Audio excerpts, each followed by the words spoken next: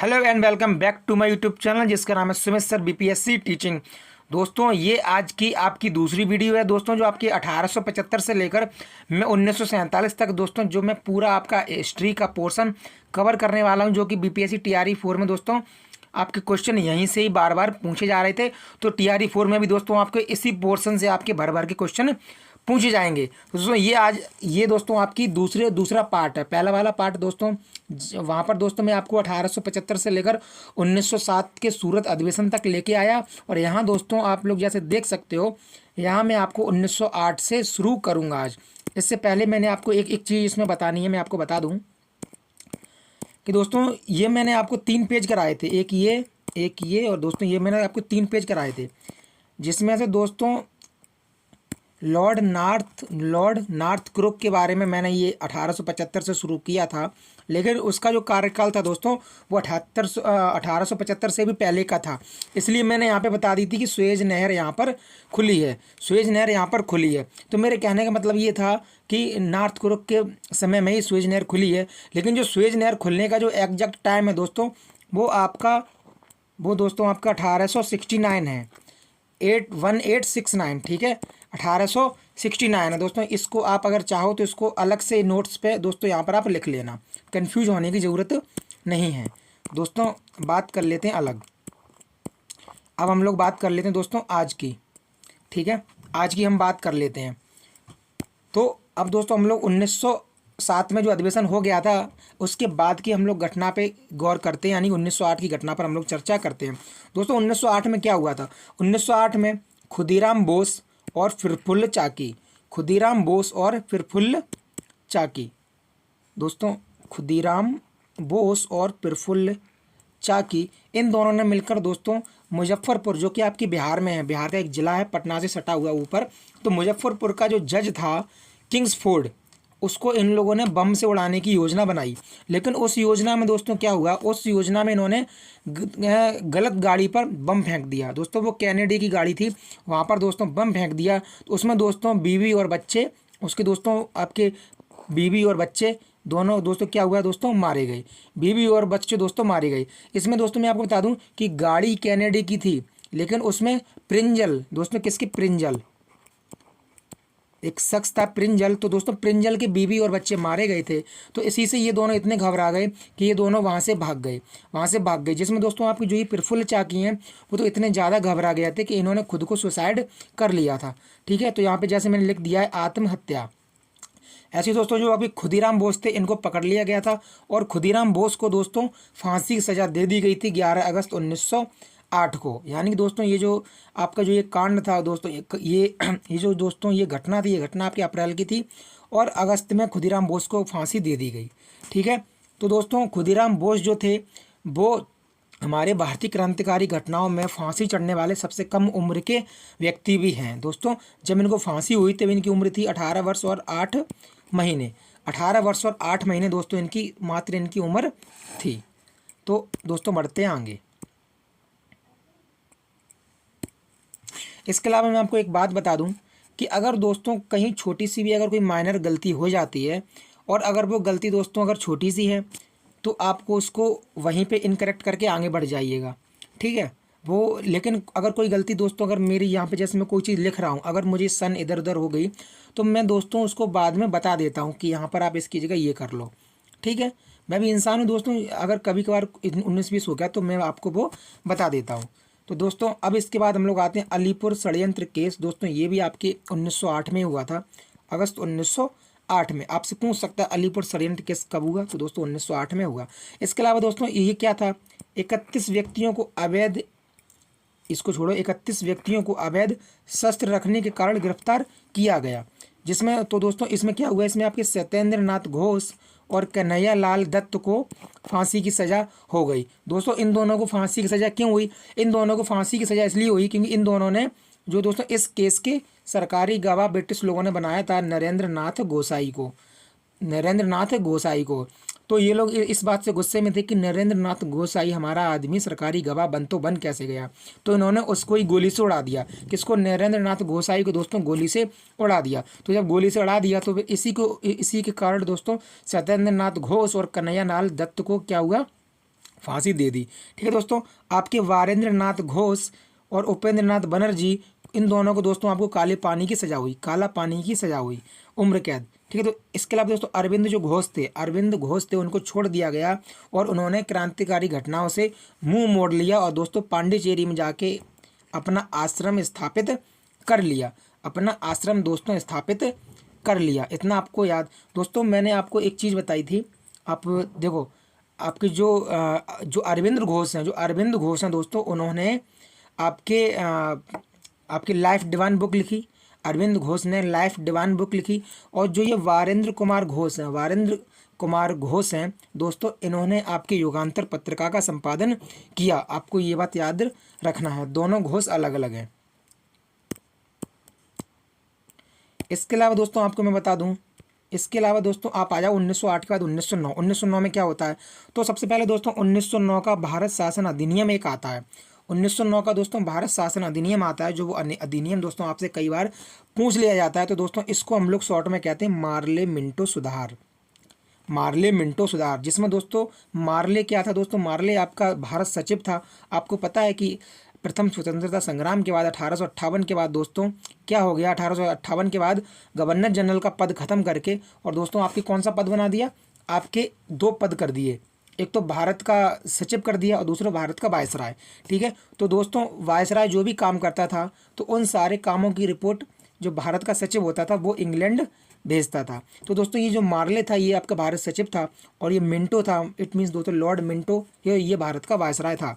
तो इन्हीं दोनों की दिमाग की खोपड़ी की उपज थी 1909 का मार्ले मिंटो सुधार। तो दोस्तों इसी सुधार में क्या कहा गया कि अलग निर्वाचन प्रणाली कर दी गई।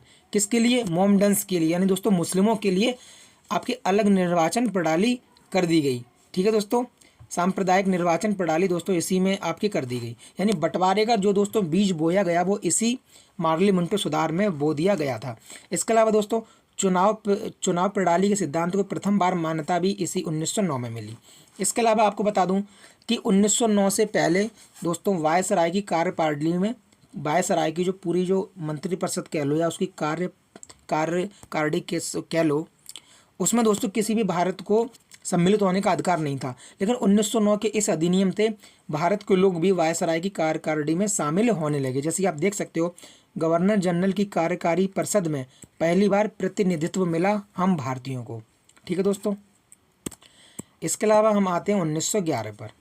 1911 आप लोग जानते हो दिल्ली दरबार, काफ़ी वेरी वेरी इंपॉर्टेंट आपके हो जाता है, यहाँ से बार बार क्वेश्चन पूछा गया दोस्तों आपके। दोस्तों एक बार ये लॉर्ड हार्डिंग वाला क्वेश्चन आपके पूछा गया है, लॉर्ड हार्डिंग वाला क्वेश्चन पूछा गया है, इसलिए मैंने हाईलाइट भी कर दिया। तो 1911 के समय दोस्तों कौन था आपके वायसराय? कौन था? तो दोस्तों आपके लॉर्ड हार्डिंग था। ठीक है, 1911 में बंगाल विभाजन रद्द किया गया, तब आपकी हार्डिंग था। और जब बंगाल विभाजन लागू किया गया दोस्तों, उसकी आपकी बंगाल विभाजन की जो घोषणा हुई वो 19 जुलाई आपके 1905 में हुई, 19 जुलाई 1905 में हुई। ठीक है, और जब उसकी दोस्तों जब उसका वो प्रभावी हुआ, प्रभावी कब हुआ? आपके 16 अक्टूबर 1905 को प्रभावी हो गया। ठीक है, तो 19 जुलाई 1905 और आपके 20 अक्टूबर 20 अक्टूबर नहीं सॉरी दोस्तों 16 अक्टूबर 1905 आपको दोनों याद रखना है। ठीक है, तो जब इसकी घोषणा हुई इसकी बंगाल विभाजन की, तब दोस्तों आपके वायसराय कौन था? तब आपके लॉर्ड कर्जन था। यही क्वेश्चन आपसे पूछा गया था। तो 1911 में दोस्तों चीनी क्रांति हुई थी। ठीक है, अब दिल्ली दरबार दोस्तों 1911 में लगा था, ये सबको पता है। लेकिन ये पहला दिल्ली दरबार नहीं था, ये दोस्तों अपने आप में कौन सा? ये अपने आप में दोस्तों तीसरा दिल्ली दरबार था। जैसे कि पहला दिल्ली दरबार 1877 में लगा, दूसरा 1903 में लगा और दोस्तों तीसरा आपकी 1911 में लगा। ठीक है, लेकिन इन तीनों दिल्ली दरबार में ये वाला सबसे महत्वपूर्ण था, क्योंकि इसमें खुद दोस्तों इसमें इंग्लैंड के राजा किंग जॉर्ज पंचम खुद ही दोस्तों इसमें पधारे थे। ठीक है, इसलिए ये सबसे ज़्यादा इंपॉर्टेंट हो जाता है। और दोस्तों उन्होंने ही घोषणा की थी, कि अब जो बंगाल होगा, अब दोस्तों जो बंगाल के आपकी जो कलकत्ता होगी वो दोस्तों अब राजधानी नहीं रहेगी, अब कलकत्ता से राजधानी हटकर आपके दिल्ली में पहुंच जाएगी। एक ये घोषणा करी थी। दूसरी दोस्तों घोषणा उन्होंने क्या की थी? दूसरी उन्होंने घोषणा दोस्तों ये की थी कि आपके मतलब बंगाल वाली तो दोस्तों आपकी जो कलकत्ता को तो बंगाल कर दिया, ऊपर से ये बोल दिया कि बंगाल में हमें पूरे बंगाल बहुत बड़ा है तो बंगाल में शासन करने में कठिनाई होती है, इसलिए हम बंगाल से दोस्तों बंगाल से बिहार को अलग कर देंगे। ठीक है, कि अब बिहार एक अलग राज्य होगा। इसीलिए दोस्तों 22 मार्च 1912 को मतलब बंगाल से बिहार अलग हो गया। इसलिए दोस्तों हम लोग 22 मार्च को क्या मनाते हैं, हम लोग बिहार दिवस भी मनाते हैं। तो दोस्तों अब बढ़ते हैं आगे कि राजधानी को कलकत्ता से दिल्ली स्थानांतरण करने की घोषणा, ये तो आपको मैंने बता दी। दोस्तों मैंने तीनों आपको दरबार बता दिए, 1877, 1903, 1911। इसके अलावा दोस्तों दिल्ली दरबार क्यों फेमस हो जाता है, क्यों खास हो जाता है, जॉर्ज पंचम और मैरी, ये दोस्तों जॉर्ज पंचम राजा था, मैरी उसकी रानी थी, उसकी महबूबा थी।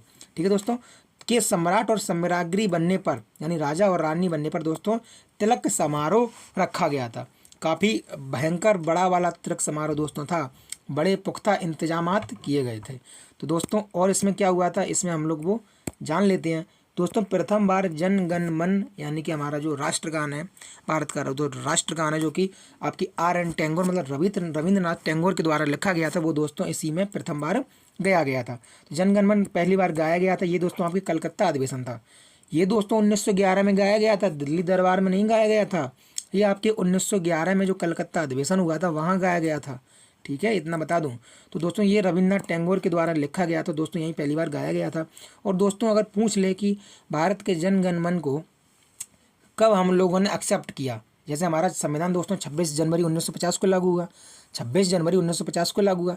तो ये दोस्तों उससे 2 दिन पहले यानी कि 24 जनवरी 1950 को संविधान सभा ने दोस्तों इसको एज आ दोस्तों हमारा नेशन सॉन्ग यानी दोस्तों राष्ट्रगान के रूप में दोस्तों इसको राष्ट्रगान के रूप में इसको एक्सेप्ट किया हमारी संविधान सभा ने। ठीक है दोस्तों, तो आपको इतना पता होना चाहिए।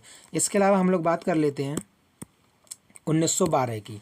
1912 की तो दोस्तों 1912 में क्या हुआ कि 22 मार्च 1912 में दोस्तों बिहार को बंगाल से अलग कर दिया गया। बंगाल को बिहार से यानी बिहार को बंगाल से, बंगाल को बिहार से दोस्तों अलग कर दिया गया। और दोस्तों आपसे पूछ सकता है कि 22 मार्च 1912 को बंगाल जब बिहार से पृथक होकर अलग बना, तब दोस्तों वो भारत का कौन सा राज्य बना था। तो आपको पता होना चाहिए भारत का दोस्तों भारत का 12वां राज्य बना था। ठीक है, और दोस्तों इसी बिहार से 15 नवंबर सन 2000 को इसी बिहार से आपसे और हिस्सा काट कर दोस्तों झारखंड बना दिया गया। It means we can say that जो दोस्तों झारखंड जो हमारा वर्तमान झारखंड है वो 2000 से पहले, वर्ष 2000 से पहले क्या था दोस्तों, वो अपने आप में बिहार का ही भाग था, बिहार का ही भूभाग था। तो दोस्तों आप बढ़ते हैं आगे। दोस्तों आज के हमारे दूसरे पेज की तरफ हम लोग बढ़ते हैं। अब दोस्तों 1913 में हम लोग आ जाते हैं। 1913 से आपके प्रीवियस ईयर में क्वेश्चन पूछा गया था, इसलिए दोस्तों मैं आपके 1913 वाला क्वेश्चन भी दोस्तों मैं आपके बता दे रहा हूँ। ठीक है, तो दोस्तों सोहन सिंह भाकना, लाला हरदयाल और हरनाम सिंह दोस्तों इन तीनों ने मिलकर 1913 में गदर पार्टी की स्थापना करी। 1913 में दोस्तों गदर पार्टी की स्थापना करी थी। और दोस्तों इन्होंने इसका जो आपके जो हेड क्वार्टर मुख्यालय वो दोस्तों आपके सैन फ्रांसिस्को USA के सैन फ्रांसिस्को में किया। और वहाँ दोस्तों सैन फ्रांसिस्को में जो हेड क्वार्टर बनाया था, जो अपनी पार्टी का गदर पार्टी का मुख्यालय बनाया था, उसका नाम रखा था युगांतर आश्रम। क्या नाम रखा था? युगांतर आश्रम। ठीक दोस्तों, इसके अलावा हम लोग गदर पत्रिका के बारे में भी कुछ जान लेते हैं।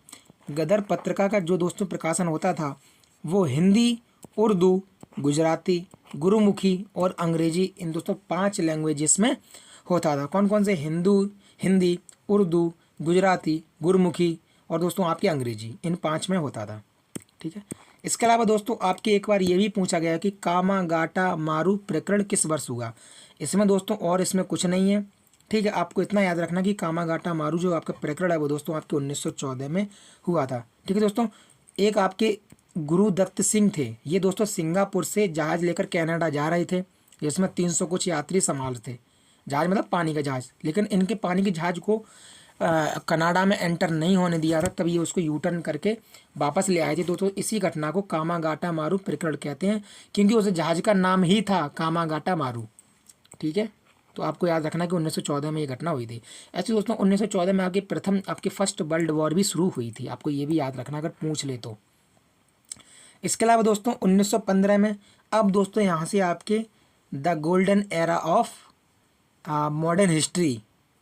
ठीक है, तो दोस्तों इसको आपके जब महात्मा गांधी जी 1800 आपके 93 में वहाँ गए थे, तो जब उसके बाद दोस्तों जब आपके ये वापस लौटे, जब आप दोस्तों आपके ये वापस लौटे 1915 में, तो 1915 से लेकर दोस्तों आपके जो 1947-1948 तक का जो टाइम पीरियड है उसको दोस्तों हम लोग गांधी इरा के नाम से जानते हैं। ठीक है, तो दोस्तों 1915 में दोस्तों गांधी जी इज बैक, गांधी जी वापस आते हैं, और जब वापस आते हैं तो दोस्तों महात्मा गांधी दक्षिण अफ्रीका से भारत वापस लौटे। अहमदाबाद की कोचरब क्षेत्र में उनका पहला आश्रम उन्होंने स्थापित किया 1915 में ही। कब किया? 1915 में, और उसका नाम रखा सत्याग्रह आश्रम। उसका दोस्तों नाम रखा सत्याग्रह आश्रम। ठीक है, ये दोस्तों आपके साबरमती नदी के किनारे ये आपके आश्रम स्थापित किया गया था। ठीक है दोस्तों, 1915 में ये महात्मा गांधी जी वापस आई, और 1915 में वापस दोस्तों आने के बाद महात्मा गांधी ने क्या किया कि 1916 में दोस्तों इन्होंने लखनऊ के जो समझौता अधिवेशन था उसमें दोस्तों इन्होंने भाग लिया।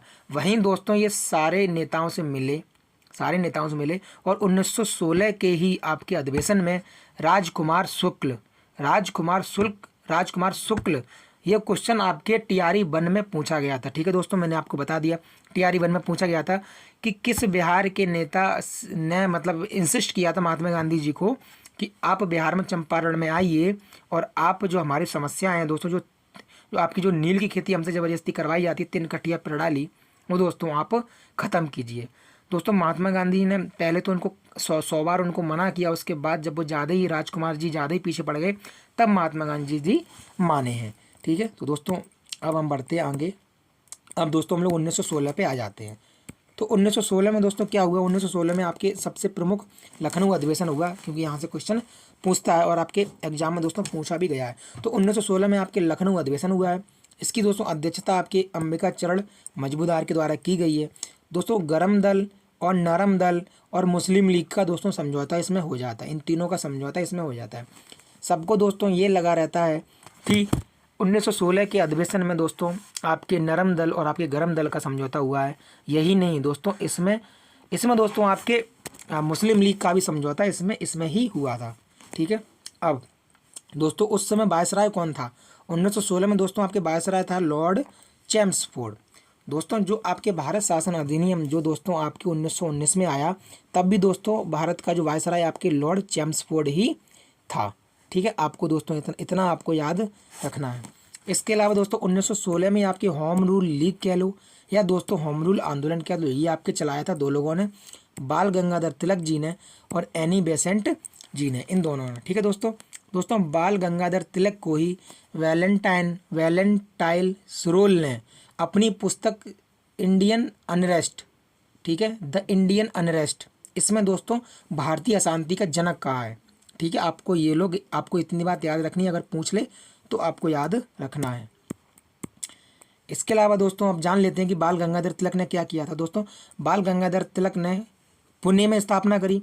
बाल गंगाधर तिलक ने दोस्तों पुणे में आपके होम रूल लीग का स्थापना करी, और एनी बेसेंट ने दोस्तों आपके मद्रास के अडियार में स्थापना करी। दोनों ने 1916 में करी।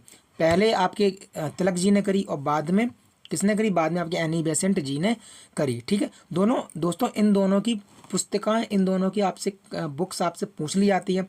आपको पता होना चाहिए कि मराठा इनकी थी बाल गंगाधर तिलक की, इसकी दोस्तों भाषा आपकी अंग्रेजी थी। ठीक है, और दोस्तों जो आपकी केसरी थी, केसरी की भाषा दोस्तों आपकी मराठी थी। इन दोनों के बारे में कई बार पूछा गया, आपको याद होना चाहिए। इसके बाद दोस्तों आपके एनी बेसेंट की आपकी एक न्यू इंडिया और दोस्तों एक आपकी कॉमनवेल्थ और न्यू इंडिया, दोस्तों ये जो किताबें आपकी हैं ये दोस्तों चारों की चारों आपसे कई बार पूछी गई हैं। ये चारों की चारों दोस्तों कई बार आपसे पूछी गई हैं, तो इसलिए आपको याद रखना है। तो दोस्तों 16 के बाद हम लोग आते हैं 17 पर, बहुत इंपॉर्टेंट, मैंने लिख भी रखा है इम्पोर्टेंट, चंपारण। दोस्तों आपके जो बीपीएससी है, जो आपके टीआरई है, बल्कि दोस्तों मैं कहता हूँ पूरा बीपीएससी आयोग, ये दोस्तों आपके बाबू कुंवर सिंह चंपारण, ठीक है, बाबू कुंवर सिंह चंपारण, दोस्तों इन दोनों का ये बहुत दीवाना है। ऐसा कोई एग्जाम नहीं दोस्तों जिस एग्जाम में बाबू कुंवर सिंह या चंपारण से क्वेश्चन ना पूछा गया हो। ठीक है, या महात्मा गांधी से दोस्तों क्वेश्चन ना पूछा गया हो, ऐसा कोई एग्जाम नहीं जाता बिहार स्पेशल का। ठीक है, तो चंपारण सत्याग्रह में क्या हुआ था? दोस्तों ये आपके 10 अप्रैल 1917, 10 अप्रैल 1917 को दोस्तों आपके हुआ था। और गांधी जी का भारत में किया गया ये पहला सत्याग्रह था। दोस्तों इससे पहले गांधी जी अफ्रीका में कई सारे कर चुके थे, लेकिन अगर पूछ ले कि भारत में गांधी जी द्वारा किया गया प्रथम सत्याग्रह कौन सा था, तब आप बता देंगे कि आपके दोस्तों चंपारण सत्याग्रह था, चंपारण सत्याग्रह था। दोस्तों मुझे जो आपकी पोस्टिंग मिलेगी वो भी दोस्तों मुझे पश्चिमी चंपारण में ही मिलेगी। और वहाँ पर दोस्तों आपकी गांधी जी का आश्रम बना हुआ है, और गांधी जी की जो पूर्व की जो वस्तु हैं वो दोस्तों आज भी दिन उस आश्रम में रखी हैं, तो मैं वहाँ ज़रूर ही दोस्तों घूमने जाऊँगा। इसके अलावा दोस्तों जैसे कि मैंने आपको बताया कि राजकुमार शुक्ल के कहने पर चंपारण गए थे, और दोस्तों वहीं इन्होंने कहा था कि हम एक ही कपड़े पर गुजर बसर करेंगे, यानी धोती लुंगी में ही हम गुजर बसर करेंगे। ठीक है, ये दोस्तों आपके क्वेश्चन कहाँ पूछा गया था, ये आपके पैट में भी क्वेश्चन पूछा गया था, UPSSC पैट में, जो कि आपके यूपी स्पेशल का पेपर। दोस्तों 3 कठिया नील की खेती के लिए गए थे, क्योंकि दोस्तों जैसे कि वहाँ पर दोस्तों आपके 20 कट्ठे में से आपके 3 कट्ठे तो आपको कम से कम नील की उगानी ही पड़ती थी, 20 कट्ठे में से। और मैं ये आपको यही बता दूं कि दोस्तों पूरे बंगाल में पूरे भारत में सिर्फ बंगाल को छोड़कर, आपके सिर्फ आपको दोस्तों चंपारण ही आपके एक ऐसा स्थान था जहां नील की खेती ज़बरदस्ती करवाते थे। ठीक है दोस्तों, 1900 ये आपके 1917 की बात है। और दोस्तों 1917 में बिहार था वो बंगाल से अलग हो गया था। ठीक है, तो बंगाल में तो नीली खेती होती थी, वहाँ तो इतने विद्रोह हुए नीली खेती के लिए, लेकिन बंगाल के अलावा दोस्तों चंपारण ही ऐसा स्थान था जहाँ आज भी दिन नील की खेती की जाती थी। मतलब आज भी दिन से मतलब दोस्तों 1917 तक। ठीक है, हालांकि एकदम से नील की खेती बंद नहीं हुई, धीरे करके दोस्तों नील की खेती होना एकदम वहाँ पर बंद हो गई। हालांकि मैंने किताबों में ये तक पढ़ा कि गांधी जी को इतना नहीं पता था कि हमको चंपारण में इतनी जल्दी सफलता मिल जाएगी। ठीक है, चंपारण में कोई बहुत ज़्यादा मेहनत नहीं करनी पड़ी और गांधी जी की बात मान ली गई। इसके अलावा दोस्तों हम लोग आते हैं 1918 पर। दोस्तों 1918 में दोस्तों कर नहीं देना है, कर नहीं देने का दोस्तों आपके खेड़ा, गुजरात में है आपके खेड़ा जिला। दोस्तों गुजरात के खेड़ा में दोस्तों आपके कर नहीं देने का दोस्तों आपके आंदोलन चलाया गया। दोस्तों कर वसूली के खिलाफ ये आंदोलन था। तो दोस्तों अगर देखा जाए तो ये दोस्तों इसमें गांधी जी को मेहनत करनी पड़ी थी। तो इसी आंदोलन को गांधी जी का भारत में किया हुआ पहला वास्तविक किसान आंदोलन भी कहा जाता है। ठीक है, क्योंकि दोस्तों ये जो आपके आंदोलन था वो दोस्तों भारत में पहला वास्तविक किसान आंदोलन भी महात्मा गांधी जी का कहा जाता है। आपको इतना याद रखना है। इसके अलावा दोस्तों अब हम आते हैं 1918 में। दोस्तों हम लोग आते हैं 1918 में। ठीक है दोस्तों, आपके 2 पेज आपके पूरे हो गए हैं। आज की वीडियो थोड़ी सुबह वाली वीडियो कितनी लंबी नहीं रहेगी। ठीक है, तो अब दोस्तों अहमदाबाद मिल मजदूर आंदोलन, मैं देख लूँ मैंने कुछ स्किप तो नहीं कर दिया। नहीं, 1908 ये हो गया। इसके अलावा दोस्तों ये भी बता ही दिया मैंने आपको। नहीं दोस्तों, अब आप 1918 में आ जाइए। 1918 में दोस्तों क्या होता है, अहमदाबाद मिल मजदूर आंदोलन ये महात्मा गांधी जी के भारत में किए गए शुरुआती जो आंदोलन सत्याग्रह का दोस्तों सबसे बड़ा ये एक प्रयोग था। ठीक है दोस्तों, अहमदाबाद मिल मजदूर आंदोलन ये दोस्तों आपकी हड़ताल थी प्लस दोस्तों इसी हड़ताल में महात्मा गांधी जी ने पहली बार भूख हड़ताल भी की। ठीक है, तो दोस्तों इसके बारे में जान लेते हैं। पहली बात तो आप जान लो कि अहमदाबाद मिल मजदूर आंदोलन ये दोस्तों आपकी 21 दिन की हड़ताल थी। कितने दिन की दोस्तों, ये आपकी 21 डेज़ की हड़ताल थी। इसके अलावा दोस्तों आर्थिक न्याय के लिए मतलब दोस्तों पैसे से संबंधित न्याय ना, आपके आर्थिक न्याय के लिए ये अहमदाबाद मिल मजदूर आंदोलन था। दोस्तों महात्मा गांधी ने भी इसमें हिस्सा लिया था, जैसे कि मैंने बताया। बोनस बंद करने का ऐलान के कारण दोस्तों 1917 तक अंग्रेज़ क्या करते थे, अंग्रेज़ दोस्तों बोनस देते थे। उस समय दोस्तों आपके प्लेग की बीमारी भी चल रही थी। ठीक है, आपके प्लेग की बीमारी भी उतनी नहीं थी, पीक पर नहीं थी, लेकिन इतनी थी कि दोस्तों किसानों को, क्योंकि महंगाई बढ़ रही थी तो किसानों को बोनस की ज़रूरत थी। लेकिन 1918 में सरकार ने मना कर दिया कि हम आपको बोनस नहीं देंगे। तो दोस्तों उसी बोनस को बंद करने के ऐलान के कारण अहमदाबाद के जो मिल मजदूर थे उन्होंने आंदोलन खड़ा कर दिया, भूख हड़ताल कर दी। तो दोस्तों गांधी जी ने मजदूरों के साथ भूख हड़ताल भी की। ठीक है, ये भी आपको पता होना चाहिए। दोस्तों ये आपके जो अहमदाबाद मिल मजदूर आंदोलन है, ये आपके टोटल 21 दिन चला और इसमें भी दोस्तों गांधी जी की जीत हुई। और इस आंदोलन के कारण मजदूरों के 35% वेतन वृद्धि हुई। जैसे सपोज करो मजदूरों को पहले 100 रुपये मिलते थे, तो दोस्तों उनको बढ़कर 135 रुपये मिलने लगे। मतलब ये सपोज करने के लिए एग्जैक्ट वैल्यू नहीं है। ठीक है, इसके अलावा दोस्तों अब हम आते हैं 1919 पे। दोस्तों यहाँ से आपके क्वेश्चन आपका जरूर ही बनेगा। ठीक है, 1919 में दोस्तों आपके कई घटनाएं होती हैं, जिसमें सबसे पहले हम रॉलेट एक्ट से शुरू करते हैं, क्योंकि दोस्तों आपकी जो बाद की घटनाएं हैं वो दोस्तों आपके रॉलेट एक्ट से ही आपके संबंधित हैं। ठीक है, तो दोस्तों रॉलेट एक्ट क्या था दोस्तों, ये मेरे बर्थडे वाले दिन यानी 17 मार्च वाले दिन दोस्तों ये पारित हुआ था। ठीक है, तो दोस्तों ये इतना बेकार ये रॉलेट एक्ट कहा कि दोस्तों बिना मुकदमा चलाए जेल में बंद कर सकती है सरकार।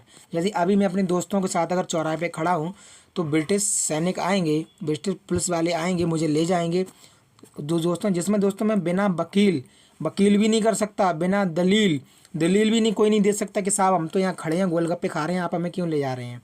ना वकील चलेगा ना दलील चलेगा दोस्तों, हम इसमें जमानत भी नहीं करवा सकते हैं। और दोस्तों मात्र संदेह के बिना पर ही ये आपको उठा के ले जाएंगे। अब संदेह तो किसी पर भी हो सकता है, तो बिना मुकदमा चलाए जेल में बंद कर सकती है, बिना वकील बिना दलील का कानून था।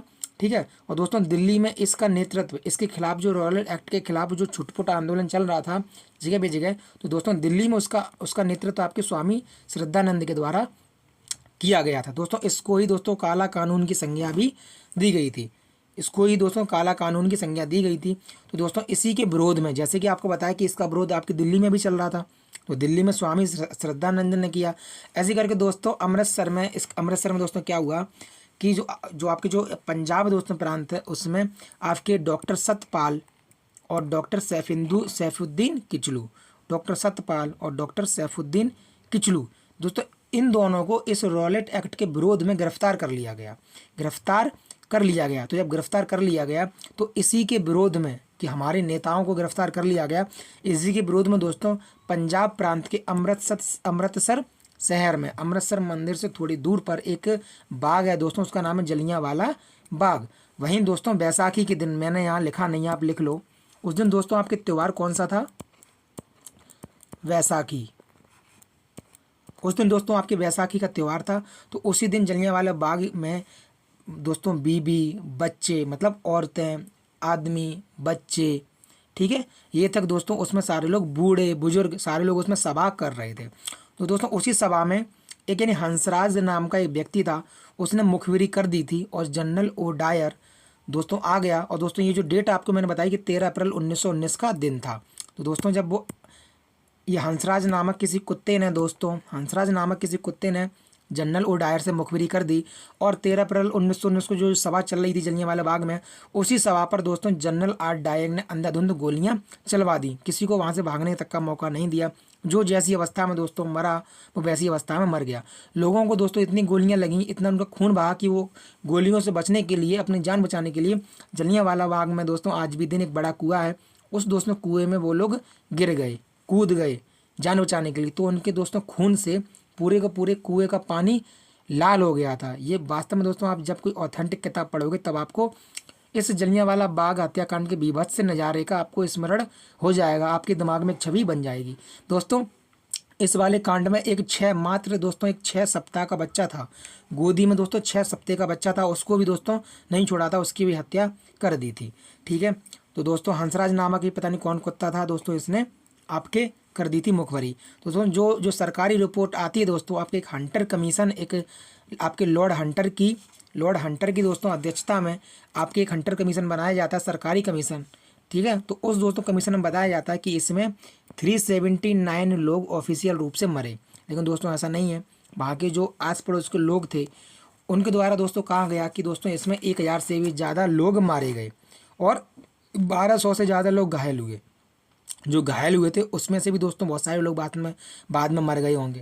तो ठीक है, तो दोस्तों जलियांवाला बाग हत्याकांड की जांच करने के लिए जो ब्रिटिश लोगों ने कमेटी बनाई थी उसका नाम था आपके हंटर कमीशन, हंटर आयोग। लेकिन दोस्तों इसी की जांच करने के लिए हमारे भारतीय राष्ट्रीय कांग्रेस ने भी दोस्तों एक कमेटी बनाई थी, उसका नाम था दोस्तों मदन मोहन मालवीय कमेटी। क्योंकि दोस्तों उसकी अध्यक्षता दोस्तों मदन मोहन मालवीय जी कर रहे थे। यानी कि आपसे पूछ ले कि जलियांवाला बाग हत्याकांड की जांच के लिए आईएनसी मतलब भारतीय राष्ट्रीय कांग्रेस ने दोस्तों कौन सी कमेटी बनाई, तो आप बता देंगे कि मतलब किसकी अध्यक्षता में कमेटी बनाई। दोस्तों आपकी मदन मोहन मालवीय जी की अध्यक्षता में आईएनसी के द्वारा कमेटी बनाई गई। तो दोस्तों तो यही मैं आपको बता दूं कि पंजाब में दोस्तों जब ये नरसंहार हुआ तो उस समय दोस्तों पंजाब में चमनदीप एक शख्स हुए चमनदीप, उन्होंने दोस्तों डंडा फौज का गठन किया। यानी कि इतने उग्र हो गए थे हम लोग कि हम लोगों को समझ में नहीं आ रहा था, किसी के पिता मरे, किसी का बच्चा मरा, किसी की बीवी मरी, कोई खुद मर गया। तो हम लोगों ने लाठी होती ना लाठी सबको दे दी और दोस्तों डंडा फौज का गठन किया कि हम लोगों को जहाँ ये लोग मिल जाएंगे, जहाँ भी दोस्तों कोई अंग्रेज मिलेगा हम उसको धुन के रख देंगे। तो दोस्तों आपसे पूछ सकता है, तो दोस्तों चमनदीप ने डंडा फौज का गठन किया था पंजाब में, ठीक है। इसके अलावा दोस्तों आपके हंटर आयोग जो आया था उसमें दोस्तों 3 आपके हिंदू थे, मतलब 3 दोस्तों आपके भारतीय थे और 5 दोस्तों आपके ब्रिटिश लोग थे। तो कुल मिला के पूछ ले कि हंटर आयोग कितने सदस्य था, दोस्तों ये आपके 8 सदस्य था। इसके अलावा दोस्तों मदन मोहन मालवीय समिति आपके स्थापित की गई, क्योंकि इसकी अध्यक्षता दोस्तों मदन मोहन मालवीय जी कर रहे थे, ठीक है। तो इसमें दोस्तों आपके मोतीलाल नेहरू, महात्मा गांधी, आपके चित्तरंजन दास और आपके बदरुद्दीन तैयब जी, ठीक है। दोस्तों बदरुद्दीन तैयब जी ये दोस्तों आपके वही हैं 1887 वाले, जो कि आईएनसी के पहले मुस्लिम अध्यक्ष बने थे, ठीक है। दोस्तों आपके अब दोस्तों आपके मैंने आपको क्या बता दिया, आपको मैंने 1919 बता दिया, ठीक है। रॉलेट एक्ट 1919 में आया, आपके रॉलेट एक्ट के विरोध में ही जलियांवाला बाग हत्याकांड हुआ 1919 में, ठीक है। तो दोस्तों 1919 में ही आपकी एक और चीज़ आई है, खिलाफत आंदोलन। तो खिलाफत आंदोलन क्या था दोस्तों, खिलाफत आंदोलन नवंबर 1919 में आया। तुर्की के खलीफा के लिए मुस्लिमों का समर्थन प्राप्त करना, यानी दोस्तों तुर्की के खलीफा का जो प्रभुत्व है वो दोस्तों मुस्लिमों के द्वारा जग जाहिर करना, ये दिखाना कि अभी भी दोस्तों अभी जो मुस्लिम पूरा चल रहा है वो दोस्तों तुर्की का खलीफा का पावर है, ये दिखाने के लिए, ठीक है। लेकिन दोस्तों इस आंदोलन की जो आपके ये दोस्तों पूछा गया है कि खिलाफत आंदोलन के नेता कौन थे, दोस्तों ये आपके मोहम्मद अली और शौकत अली, इन दोनों के द्वारा खिलाफत आंदोलन को किया गया था थे। और दोस्तों सबसे बड़ी बात कि उस समय दोस्तों कांग्रेस ने भी इस खिलाफत आंदोलन का समर्थन किया था। कांग्रेस ने भी खिलाफत आंदोलन का समर्थन दोस्तों खिलाफत आंदोलन का समर्थन किया था। किसने? कांग्रेस। और दोस्तों कांग्रेस में दोस्तों किसने? खास करके महात्मा गांधी जी ने भी खिलाफत आंदोलन का समर्थन किया था। दोस्तों इसी खिलाफत आंदोलन में दक्षिण भारत में इन खिलाफत आंदोलनकारियों ने कई हिंदुओं को नरसंहार कर दिया, हजारों की तादाद में, ठीक है। तो दोस्तों यह आंदोलन बाद में दोस्तों असहयोग आंदोलन में मिल गया। जैसे आपको पता है कि 1919 में दोस्तों 1919 में खिलाफत आंदोलन चला और 1920 में आपके गांधी जी ने असहयोग आंदोलन चलाया। तो ये 1919 वाला 1920 में दोस्तों मर्ज हो गया, किसमें? असहयोग आंदोलन में ये मर्ज हो गया। और दोस्तों 1924 में दोस्तों खलीफा का पद बिल्कुल समाप्त हो गया, क्योंकि दोस्तों सरकार बन गई कमाल पाशा की सरकार बन गई। और कमाल पाशा ने दोस्तों आपके खलीफा के पद को पूर्णतः समाप्त कर दिया। तो जैसे ही दोस्तों वहाँ पर खलीफा का पद समाप्त हुआ तो पूरे विश्व में भी खलीफा का पद समाप्त हो गया। तो दोस्तों इस प्रकार खिलाफत आंदोलन 1919 में शुरू हुआ और 1924 में ख़त्म हो गया।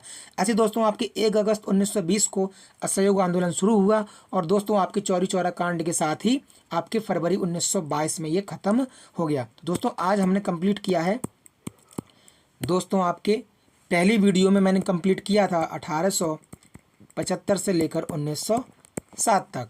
दोस्तों दूसरी वीडियो मैंने कंप्लीट किया है 1908 से लेकर 1919 तक, ठीक है। मैं दोस्तों आपको कुछ भी दोस्तों मैं आपको छोड़ के नहीं चल रहा हूँ। इस दोस्तों वीडियो में और ज़्यादा हो सकता था, लेकिन मैंने ये वीडियो थोड़ी कम छोटी मतलब इससे पहली वाली से थोड़ी कम छोटी बनाई है। अब दोस्तों आपको जो वीडियो मिलेगी वो दोस्तों आपको 1920 से मिलेगी, यानी कि आपका जो 1920 में असहयोग आंदोलन शुरू हुआ था दोस्तों, वहीं से मैं आपको उठाऊंगा और कम से कम दोस्तों मैं आपको ले चलूँगा 1930 तक, यानी कि सविनय अवज्ञा आंदोलन तक दोस्तों मैं आपको ले चलूँगा। ठीक है, और फिर दोस्तों चौथी वीडियो में हम बचा खुचा सारा कुछ क्लियर कर लेंगे। तो ये तो दोस्तों हो गया आपका आज का टॉपिक। मैं आपको फिर से बता दूं, ये वीडियो आपके लिए रामबाण साबित होने वाली हैं, खास करके मेरे जो भी भाई बहन 1 में फेल हो गए, 2 में फेल हो गए, 3 में फेल हो गए, या किसी में भी फेल हुए या फेल नहीं भी हुए, पहली बार दे रहे हैं, अगर आपको सख्त ज़रूरत है टीचर की, अगर आपके घर परिवार में सख्त ज़रूरत है, तो दोस्तों आप मेरा चैनल सब्सक्राइब कर लीजिएगा। आप ये वीडियोज़ मेरी कंटिन्यू आप देखिएगा। और मैं आपको बता दूँ आपको पढ़ने का तरीका, अगर दोस्त आपका सिलेक्शन क्यों नहीं होता मैं बताऊं दोस्तों, आपका सिलेक्शन इसलिए नहीं होता क्योंकि आप किसी की वीडियो अगर देखते हो तो आप उससे नोट्स बनाते हो। आपको पता है अगर 1 घंटे की वीडियो है तो उससे नोट्स बनाने में आपको 2 घंटे लगेंगे, तो आपका कितना टाइम गया, बल्कि ज़्यादा भी आपको लग सकता है, ज़्यादा लग सकता है कि नहीं, ऑफिस आपको ऑफकोर्स दोस्तों लग सकता है। तो आप उसके लिए दोस्तों मैंने बोला है कि मात्र 150 रुपये में मैं जो भी आपको वीडियो करवा रहा हूँ दोस्तों, उस सारे वीडियो के नोट्स मैं आपको दे दूँगा। ऑलरेडी दोस्तों 65 कितने दोस्तों, ऑलरेडी दोस्तों 65 लोग दोस्तों मेरे नोट्स परचेज कर चुके हैं। आप समझ सकते हो कि मेरे नोट्स में जो कंटेंट है वो दोस्तों जो भी वीडियो देखता है वो मेरे कंटेंट का दीवाना हो जाता है, क्योंकि वहाँ से दोस्तों भर के प्रश्न मेरे नोट्स में से पूछे गए थे। इस बार भी दोस्तों आपकी पूछे जाएंगे, क्योंकि मैं आपको फालतू के क्वेश्चन नहीं देता हूँ, आपको वही देता हूँ जो आपके मतलब का है। तो अगर आपको भी दोस्तों, अगर आपको मेरे दोस्तों आप छोटा सा पेड बैच है मात्र 150 रुपये का, अगर आपको उसमें जुड़ना है तो मात्र आप 150 रुपये पे कीजिए और आपको सारी की सारी दोस्तों जितनी भी अभी तक मेरी क्लासेस हुई हैं सारे के सारे आपको नोट्स मिल जाएंगे।